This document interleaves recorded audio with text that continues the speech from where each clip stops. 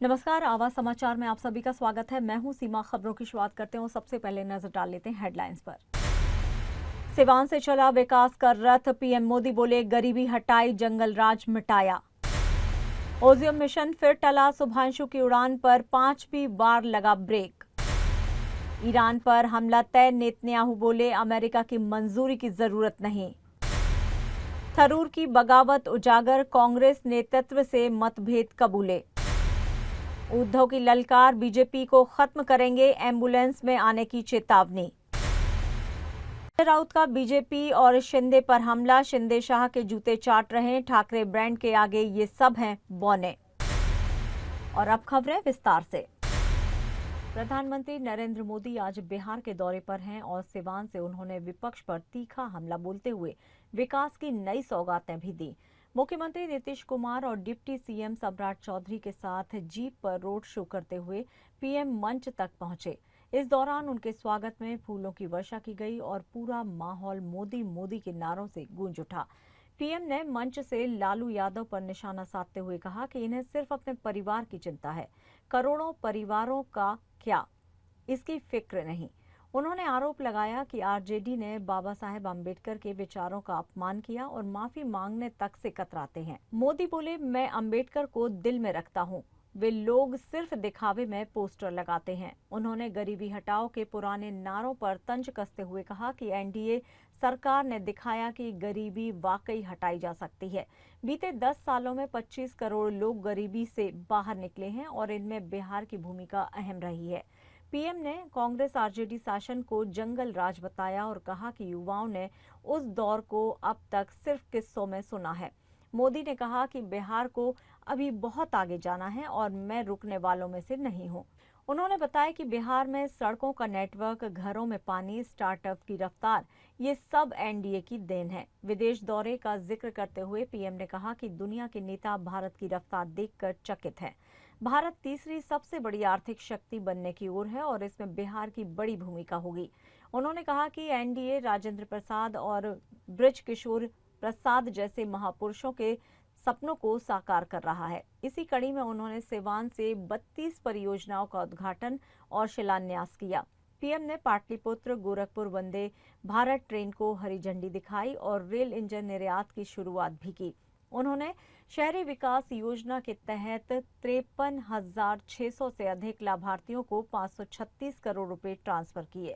भारत माता की, भारत माता की, भारत माता की। रउआ सब लोगन के प्रणाम करतानी। बाबा महेंद्रनाथ, बाबा हंसनाथ, सोहगरा धाम, मां थावे भवानी, मां अंबिका भवानी, प्रथम राष्ट्रपति देश रत्न डॉक्टर राजेंद्र प्रसाद और लोक नायक जयप्रकाश नारायण के पावन भूमि पर रउआ सबके अभिनंदन करतानी। आज का ये कार्यक्रम इन्हीं प्रयासों का हिस्सा है। आज इस मंच से हजारों करोड़ रुपए की योजनाओं का शिलान्यास और लोकार्पण हुआ है। विकास की ये सारी परियोजनाएं बिहार को उज्जवल भविष्य की तरफ ले जाएगी, समृद्ध बिहार बनाएगी। सिवान, सासाराम, बक्सर, मोतिहारी, बेतिया और आरा जैसे बिहार के सारे इलाके फले, फूले, इस दिशा में ये प्रोजेक्ट बड़ी भूमिका निभाएंगे। 22 जून को इंटरनेशनल स्पेस स्टेशन के लिए रवाना होने वाले ओजियम मिशन एक बार फिर से टाल दिया गया है। मिशन की लॉन्चिंग अब तक लगातार तकनीकी खामियों और खराब मौसम के चलते 5 बार स्थगित हो चुकी है। इस मिशन में भारतीय अंतरिक्ष यात्री शुभांशु शुक्ला भी शामिल हैं, जिनकी ऐतिहासिक उड़ान पर फिलहाल विराम लग गया है। आईएसएस की ओर से सोशल मीडिया प्लेटफॉर्म एक्स पर जानकारी दी गई है कि नासा, ओजियम स्पेस और स्पेस एक्स तीनों एजेंसियां मिलकर लॉन्च के लिए उपयुक्त समय की समीक्षा कर रही हैं। पोस्ट में कहा गया है कि लॉन्च की नई तारीख जल्द ही घोषित की जाएगी। ओजियम मिशन को मूल रूप से 29 मई को लॉन्च किया जाना था, लेकिन तकनीकी कारणों से इसे लगातार टालना पड़ा। 8 जून फिर 10 जून भी मिशन टला और 11 जून को फाल्कन 9 रॉकेट में तकनीकी खामी के चलते इसे फिर से स्थगित करना पड़ा। 22 जून को तय हुई नई तारीख भी अब रद्द कर दी गई है। स्पेसएक्स की तकनीकी टीम लगातार रॉकेट की समीक्षा में लगी हुई है। शुभांशु शुक्ला के लिए ये मिशन सिर्फ एक अंतरिक्ष यात्रा नहीं है, बल्कि भारत की ओर से निजी क्षेत्र में पहला बड़ा प्रतिनिधित्व भी है। लेकिन लगातार रुकावटों ने इंतजार और लंबा कर दिया है। अब सभी की नजर नासा और ओजियम की अगली घोषणा पर है। आखिर कब खुलेगा अंतरिक्ष का रास्ता? एक सवाल ये भी, क्या बार बार टलते मिशन से मिशन की गुणवत्ता या भरोसे पर असर पड़ सकता है? फिलहाल शुभांशु और पूरी टीम टेक्निकल क्लियरेंस का इंतजार कर रही है और दुनिया भर की निगाहें अब इस बात पर टिक गई हैं कि अगली उड़ान कब तय होगी। इजराइल के प्रधानमंत्री बेंजामिन नेतन्याहू ने ईरान पर बड़ा ऐलान कर दिया है। नेतन्याहू ने कहा है कि इजराइल अब ईरान के परमाणु ठिकानों को निशाना बनाएगा और इसके लिए अमेरिका की इजाजत की कोई जरूरत नहीं। उन्होंने साफ कहा कि हम अपने लक्ष्य पूरा करेंगे, चाहे अमेरिका हमारे साथ हो या फिर नहीं। इजराइल का ये रुख मध्य पूर्व में तनाव और बढ़ा सकता है। कान पब्लिक ब्रॉडकास्टर से बातचीत में नेतन्याहू ने कहा है कि हमारे पास क्षमता है और हम कार्रवाई करेंगे। उन्होंने दावा किया है कि इजरायली सेना अब तक ईरान के आधे से ज्यादा मिसाइल लॉन्चर तबाह कर चुकी है। इजराइल ने ईरान के कई प्रमुख सैन्य नेताओं को भी मार गिराया है। नेतन्याहू ने कहा कि हर दिन मेरी ट्रंप से बात होती है और वो हमारी आत्मरक्षा को समर्थन दे रहे हैं। हालांकि उन्होंने ये भी कहा है कि ईरान में सत्ता परिवर्तन का फैसला खुद वहां की जनता को करना है। नेतन्याहू ने इस इंटरव्यू के बाद अंतर्राष्ट्रीय राजनीति में हलचल पैदा कर दी है। अब सबकी नजर अमेरिका की प्रतिक्रिया पर है। क्या वॉशिंगटन इजराइल का साथ देगा या ईरान को लेकर अब दुनिया दो खेमों में बंटने जा रही है? कांग्रेस सांसद शशि थरूर ने गुरुवार को पार्टी नेतृत्व से अपने मतभेद को लेकर पहली बार खुलकर बयान दिया है। उन्होंने कहा है कि उनकी राय टॉप लीडरशिप से अलग है और कुछ असहमति पहले से ही सार्वजनिक है।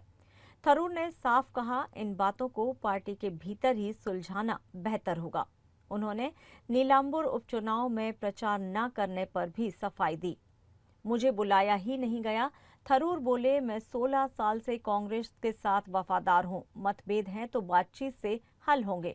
उन्होंने ये भी कहा कि पार्टी, इसके मूल्य और कार्यकर्ता उनके लिए आज भी उतने ही प्रिय हैं।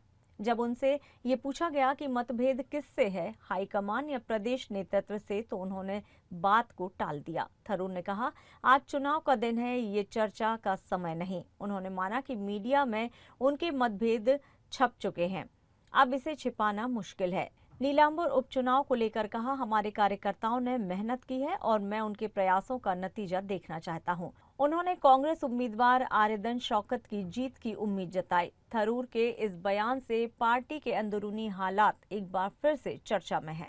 ഇനി പ്രത്യേകിച്ച് ഇങ്ങനെ ഒരു ക്ഷണം ഞാൻ ഒരു കാര്യം പറയട്ടെ, തിരക്കുള്ള ഒരു സമയത്തിൽ അവർ പ്രത്യേകിച്ച് വിളിച്ചെന്താ വരുന്നുണ്ടോ വരുന്നില്ലേ ഒരു പ്രോഗ്രാം ഇടണം എന്നൊക്കെ അങ്ങനെ സാധാരണ ചെയ്യാറില്ല. ഉദാഹരണം, വയനാട്ടിൽ ഞങ്ങൾക്ക് തെരഞ്ഞെടുപ്പുണ്ടായ സമയത്ത് പ്രിയങ്ക ഗാന്ധിക്ക് വേണ്ടിയിട്ട് ക്ഷണം വന്നിട്ടാണ് നമ്മൾ പ്ലാൻ ചെയ്യുന്നത്. ഞങ്ങളും പറഞ്ഞു പിന്നെ എപ്പോഴാണ് വരേണ്ടത്, സൗകര്യം നോക്കാം. പക്ഷേ അവിടെ എത്തിക്കഴിഞ്ഞാൽ പ്രോഗ്രാം ഉണ്ടാവണമല്ലോ.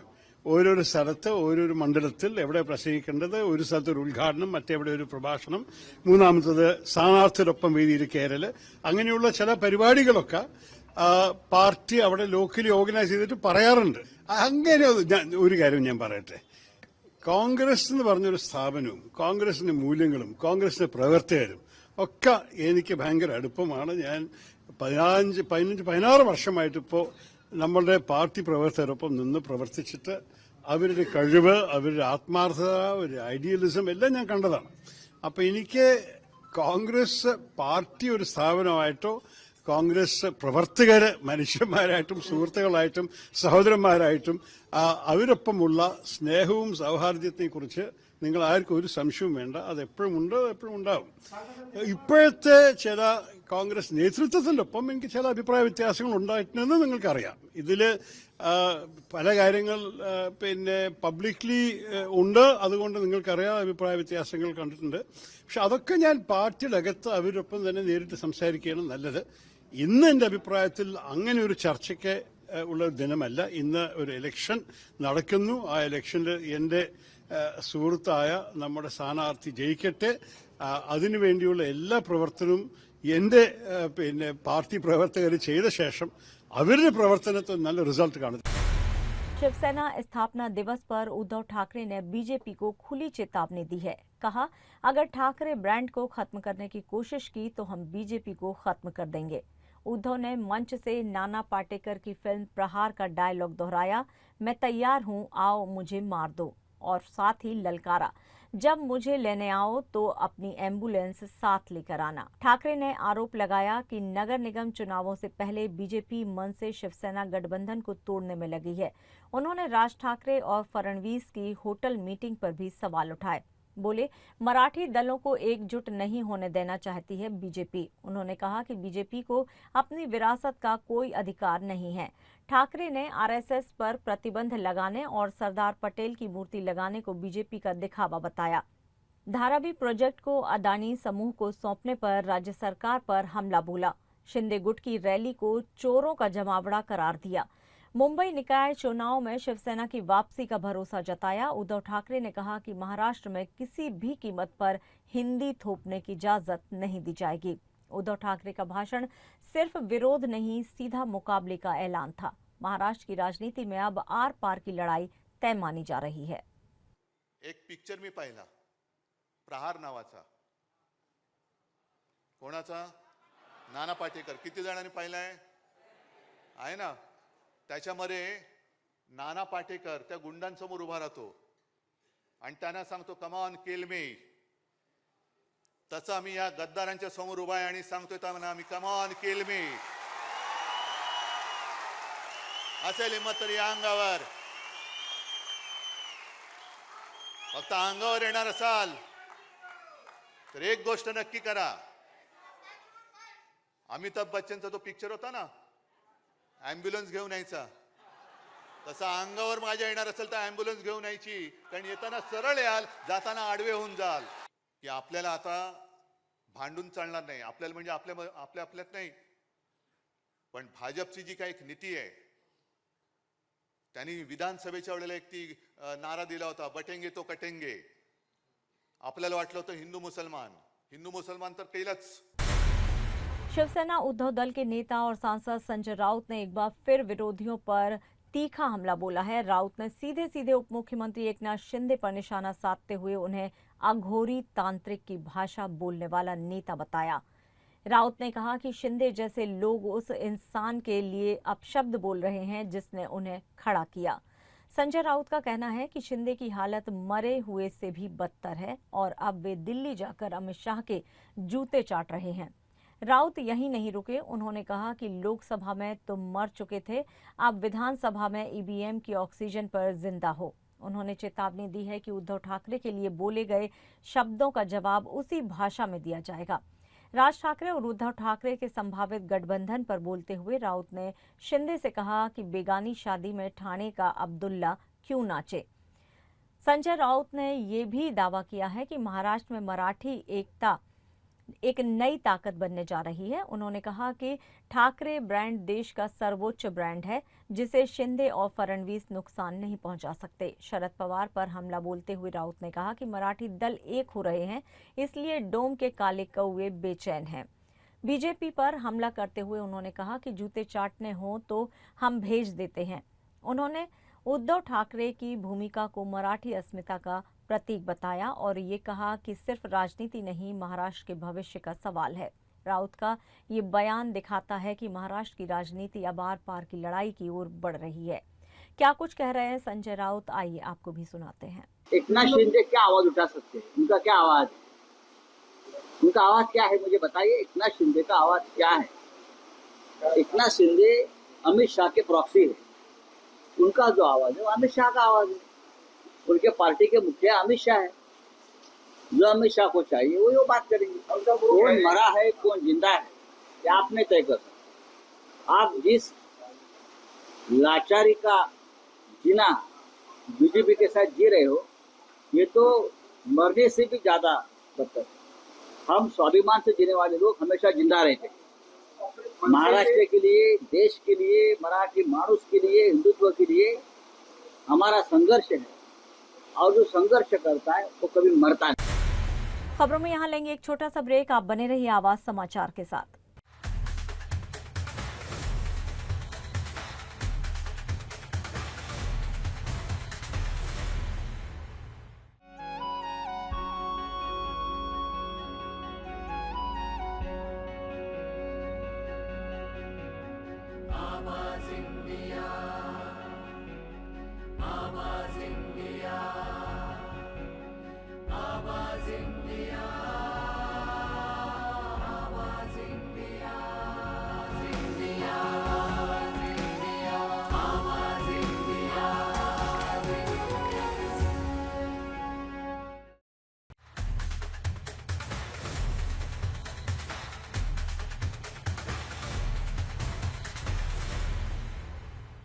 ब्रेक के बाद एक बार फिर से आप सभी का स्वागत है। बढ़ते हैं अपनी अगली खबर की ओर।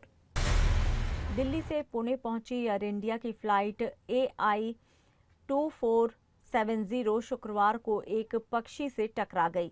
ये घटना विमान की लैंडिंग के बाद सामने आई, जब टेक्निकल जांच के दौरान नुकसान का पता चला। एयर इंडिया ने एहतियातन विमान की रिटर्न फ्लाइट यानी कि पुणे से दिल्ली की उड़ान रद्द कर दी। इस वजह से कई यात्रियों को परेशानियों का सामना करना पड़ा। एयर इंडिया ने सभी फंसे हुए यात्रियों के लिए होटल, ठहराव और दूसरी व्यवस्थाएं की।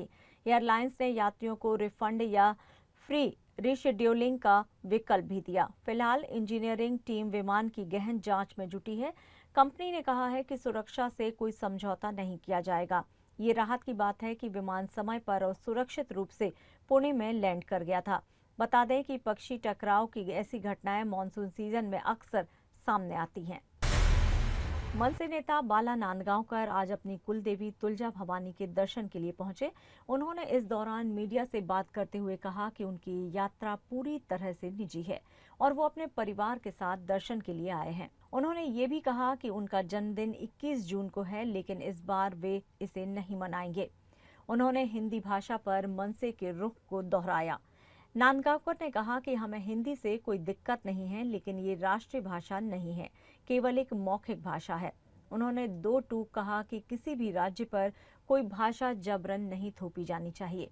राज ठाकरे के बयान को दोहराते हुए उन्होंने कहा है कि अगर फिर कभी इस बाबत जोर दिया गया तो मन से अपने अंदाज में जवाब देगी। उन्होंने मुख्यमंत्री फडणवीस और मंत्रियों से अपील की है कि भाषा का मुद्दा बेवजह न उठाया जाए। उद्धव ठाकरे के बयान पर प्रतिक्रिया देते हुए बाला नांदगांवकर ने कहा कि जो राज ठाकरे के मन में है वही मेरे मन में है। उन्होंने इस पर ज्यादा कुछ कहने से परहेज किया और कहा कि हर पार्टी प्रमुख की अपनी विचारधारा होती है। बाला साहेब ठाकरे, राज ठाकरे और उद्धव ठाकरे के गठबंधन के सवाल पर उन्होंने टिप्पणी करने से साफ इनकार कर दिया। उन्होंने कहा, उद्धव और राज ठाकरे अलग अलग पार्टी प्रमुख हैं, उनके रिश्तों पर टिप्पणी करना उचित नहीं होगा। अशीच प्रतिक्रिया मला मुंबईमध्ये विचारली होती, त्याला मी त्याच्यावर असं म्हणालो होतो की उद्धव साहेब असे म्हणाले की महाराष्ट्राच्या मनात जे आहे ते घडेल. त्याच्यावर मी असं म्हणालो की राज ठाकरे साहेबांच्या मनात आहे तेच माझ्या मनात आहे, ते तसं हा तो काळ होता. त्या काळात त्यावेळेला मी ती गोष्ट करण्याचा प्रयत्न प्रामाणिकपणे केला होता. आणि एखादी गोष्ट झाली तर त्याचं काय, राजकारणामध्ये चांगलं वाईट घडत असतं.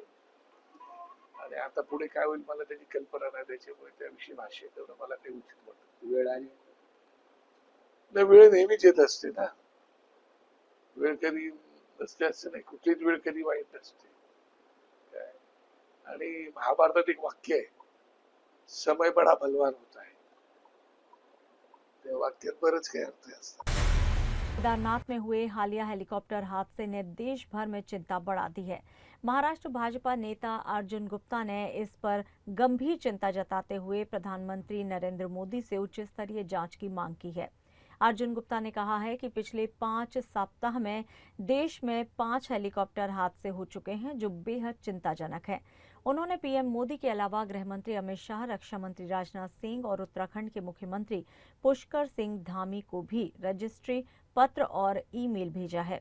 इन पत्रों में उन्होंने पूछा है कि क्या ये हादसे केवल मौसम खराबी की वजह से हो रहे हैं या फिर इसमें मुनाफा कमाने की होड़ जिम्मेदार है। उन्होंने हादसों की उच्च स्तरीय जांच कराने और दोषियों पर कड़ी कार्रवाई की मांग की है। गुप्ता ने इन घटनाओं को श्रद्धालुओं की सुरक्षा से जोड़ा गुप्ता ने इन घटनाओं को श्रद्धालुओं की सुरक्षा से जुड़ा मामला बताते हुए इसे नजरअंदाज न करने की अपील की है। उन्होंने कहा है कि धार्मिक पर्यटन के नाम पर अगर सुरक्षा से समझौता हो रहा है तो ये बहुत बड़ा अपराध है। उन्होंने स्पष्ट किया कि इस मुद्दे पर जल्द ही गंभीर कदम उठाए जाने चाहिए ताकि भविष्य में ऐसी घटनाएं न दोहराई जाएं। हादसों की बढ़ती संख्या ने सवाल खड़े कर दिए हैं कि क्या व्यवस्था लापरवाही की शिकार हो चुकी है। नकली नोट तस्करी के बड़े मामले में भारत को बड़ी सफलता मिली है।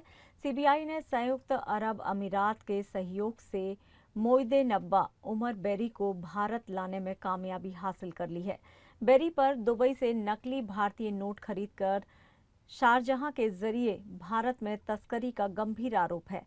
वो पिछले कई वर्षों से फरार था और उसके खिलाफ इंटरपोल ने 2013 में रेड कॉर्नर नोटिस जारी किया था। सीबीआई की इंटरनेशनल पुलिस सहयोग इकाई ने यूएई की नेशनल सेंट्रल ब्यूरो के साथ मिलकर बेरी की गिरफ्तारी सुनिश्चित की है। उसे फ्लाइट एयर इंडिया 920 से दुबई से मुंबई लाया गया। इस गिरफ्तारी में इंटरपोल ने भी बड़ी भूमिका निभाई है। सूत्रों के मुताबिक आरोपी नकली नोटों की खेप बेंगलुरु तक भेजता था। वो एनआईए कोच्चि ब्रांच के केस में भी वांछित था।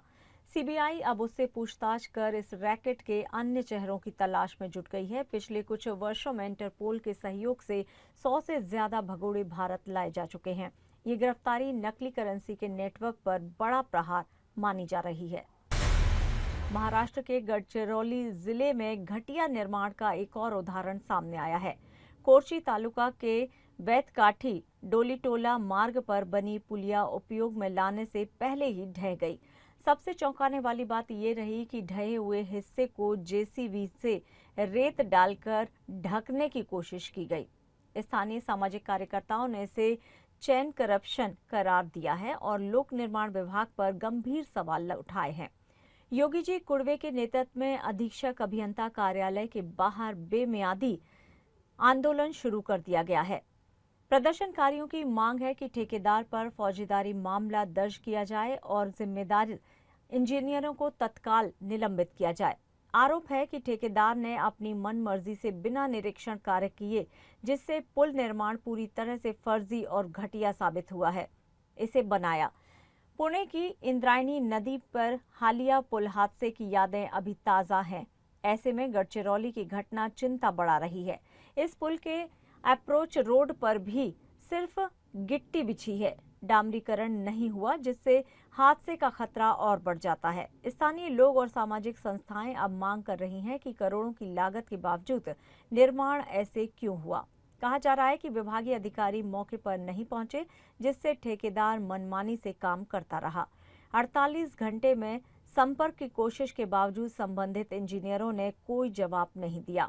धरना स्थल पर दी गई चिट्ठी में ठेकेदार को काली सूची में डालने और नई पुलिया बनाने की मांग भी की गई है। कार्यकर्ताओं ने चेतावनी दी है कि जब तक कार्रवाई नहीं होगी आंदोलन जारी रहेगा।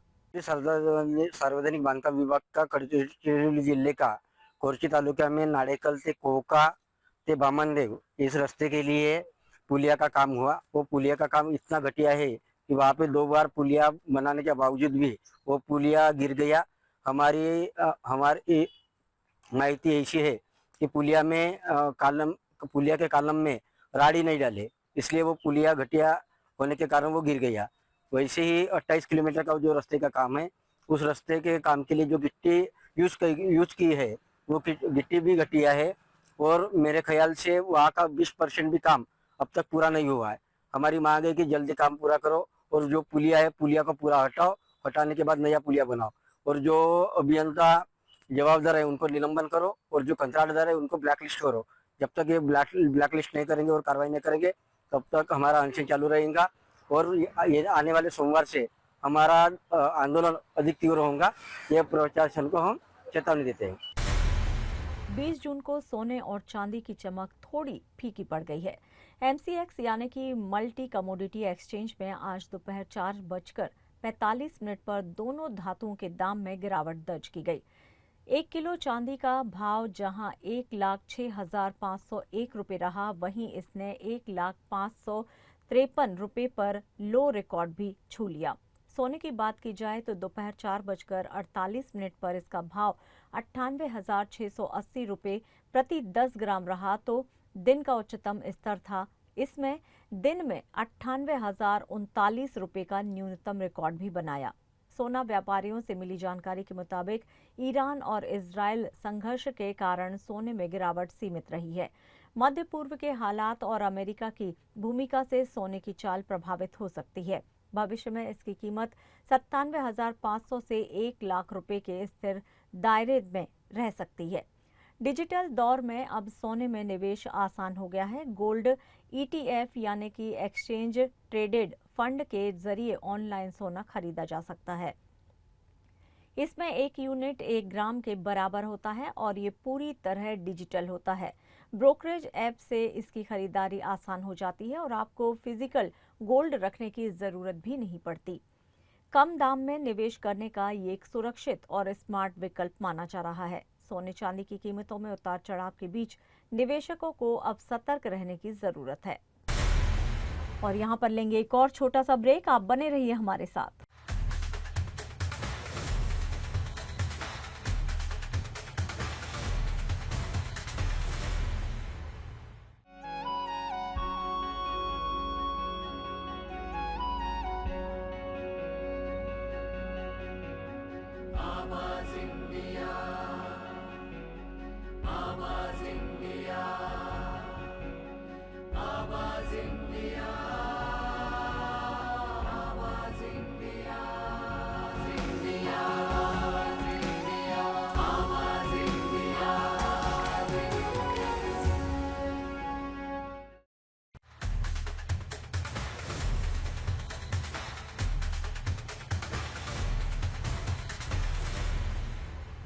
ब्रेक के बाद एक बार फिर से आप सभी का स्वागत है। बढ़ते हैं अपनी अगली खबर की ओर। लंदन की सड़कों पर जब बॉबी देओल दिखे तो हर तरफ बस एक ही नाम गूंजने लगा, लॉर्ड बॉबी। बॉबी देओल एकदम सादगी भरी वेशभूषा में थे, फिर भी फैंस ने उन्हें पहचान लिया। लंदन के एक रेस्टोरेंट के बाहर जैसे ही वो नजर आए, चंद सेकंड में उन्हें लोगों ने घेरना शुरू कर दिया। फैंस ने सेल्फी मांगी, गले लगाकर बधाई दी और इन भावुक पलों को एक फैन ने अपने कैमरे में कैद कर लिया। बॉबी देओल ने हर किसी को बेहद विनम्रता और शांत स्वभाव से संभाला। उनके चेहरे पर मुस्कान थी, अंदाज में अपनापन, जिसने सभी का दिल जीत लिया। एनिमल फिल्म से काफी मशहूर हो चुके हैं बॉबी देओल और अब फैंस के बीच उनकी दीवानगी का कोई ठिकाना नहीं है। बॉलीवुड के मिस्टर परफेक्शनिस्ट आमिर खान एक बार फिर से बड़े पर्दे पर छा गए हैं। उनकी नई फिल्म सितारे ज़मीं पर आज सिनेमाघरों में रिलीज हुई और पहले ही दिन शानदार रिस्पांस मिला। आमिर खान ने खुद कहा था कि उन्होंने ये फिल्म पूरी ईमानदारी से बनाई है और वो ईमानदारी अब पर्दे पर दिख रही है। सोशल मीडिया पर दर्शकों ने फिल्म को इमोशनल और प्रेरणादायक बताया है। कई लोगों ने लिखा है पुराना आमिर वापस आ गया, जो कहानी, भावना और संदेश के साथ फिल्म बनाते थे। फिल्म भले ही एक विदेशी फिल्म चैंपियन का रीमेक हो, लेकिन इसका ट्रीटमेंट बिल्कुल नया है। एक्स पर पोस्ट हो रहे वीडियो में दर्शकों ने इसे सभी को देखने लायक बताया है। 10 नए चेहरों की मौजूदगी ने भी दर्शकों को प्रभावित किया है। कई महिलाओं ने फिल्म को खास तौर पर इमोशनल और दिल से जुड़ी हुई कहा है। फिल्म में आमिर खान की एक्टिंग के साथ साथ कहानी ने भी सबका दिल छू लिया है। सितारे ज़मीं पर आमिर खान की एक मजबूत वापसी मानी जा रही है और अब देखना होगा कि बॉक्स ऑफिस पर भी ये सितारा कितना दम दिखाता है। और फिलहाल आवाज समाचार में इतना ही। आप देखते रहिए आवाज इंडिया। नमस्कार।